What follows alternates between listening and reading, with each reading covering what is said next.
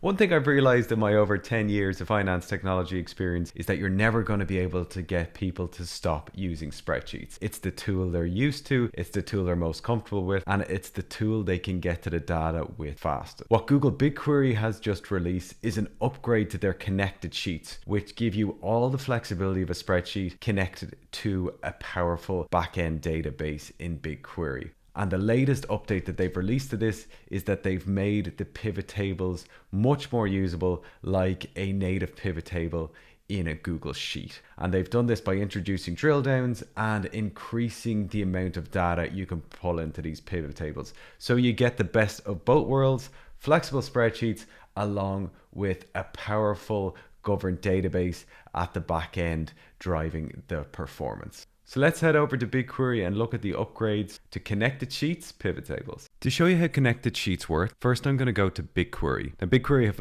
all these public data sets which you can use to demo and learn about BigQuery. So I'm going to pick this one. I'm going to pick 311 service requests, and that sits within the New York 311 data set. And we're going to look at the created date, we're going to look at the agency name, and we're going to look at the complaint type.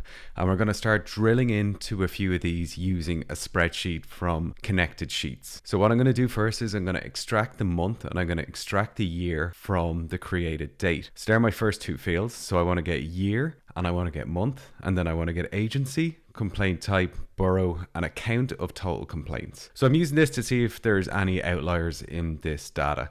So what I can do now is I have 110,000 rows. I'm going to open this up within a connected sheet. So all I do from the SQL query results is open in connected sheet, and this will bring me into a Google Sheet. And here I can see a preview of the data. Now these connected sheets have recently been upgraded and they've doubled the capacity that this can view. So this makes large data sets just so much more easy to traverse, and you're not subject to the performance issues if you were looking at massive data sets directly in the sheet. A data set this size wouldn't open and you would have severe problems when trying to pivot. And this also introduces a drill down into connected sheets. So let me just show you how this works. So with the connected sheet, there's a bunch of stuff you can do. If I click on a column here, I'm able to see the stats of that column, and this is really useful for looking at descriptive data columns. So what I can do is I can see within these different columns either numeric stats or descriptive stats. This is the descriptive column, so I could see what values are most prevalent and how much of each value is there. But we're here to look at pivot tables. So I'm going to create a pivot table out of this data,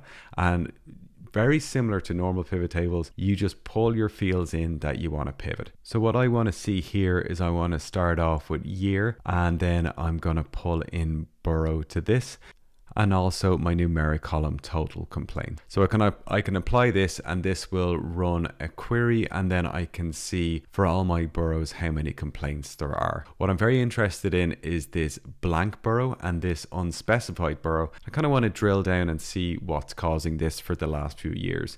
In the pivot table, we can also put in a filter. So I'm really only interested in 3 years in here. So I can just filter on year and start just bringing the years I want to see, which is 2021, 2020, and 2019, and you can see the count beside those years. So what I do is I just apply this, and I'm just going to bring in unspecified and empty values. Don't need borough anymore because that's what I'm filtering on. I'm just going to bring in agency here. So I want to see what makes up those unspecified and empty from the agency.